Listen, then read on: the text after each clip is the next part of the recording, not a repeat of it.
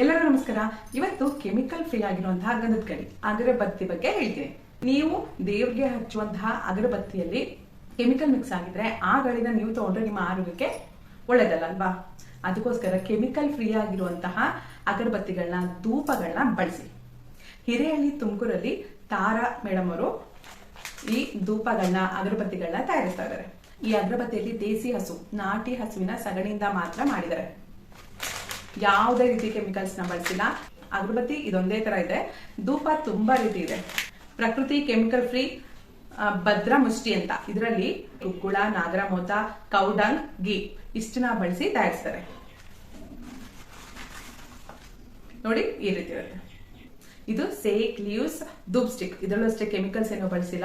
Sake leaves, ಕೌಡಂಗ್ ಅಂದ್ರೆ ಸಗಣಿ, cloves ಲವಂಗ, ತುಪ್ಪ ಈ 4 ಪದಾರ್ಥಗಳನ್ನ ಬಳಸ್ಬಿಟ್ಟು ಈ ಧೂಪನ ಮಾಡಿದ್ದಾರೆ. Next positive energy sticks. Positive energy sticks ಧೂಪ ಅಂತ, ಇದರಲ್ಲಿ ಬೇ ಲೀಫ್ ಅಂದ್ರೆ ಬಿರಿಯಾನಿ ಎಲೆ, ಲವಂಗ, ಸಗಣಿ, ತುಪ್ಪ, ಕರ್ಪೂರ ಇಷ್ಟೇ ಬಳಸಿರೋದು. ಇದು ಪಾಸಿಟಿವ್ ಎನರ್ಜಿ ಧೂಪ. ಇವೆಲ್ಲ ನ್ಯಾಚುರಲ್ ಫ್ಲೇವರ್ಸ್ ಇರುತ್ತೆ. ನಿಮ್ಗೆ ಕೆಮಿಕಲ್ ಹಾಕಿರುವಂತಹ ಫ್ಲೇವರ್ಸ್ ಎಲ್ಲ ಬರಲ್ಲ.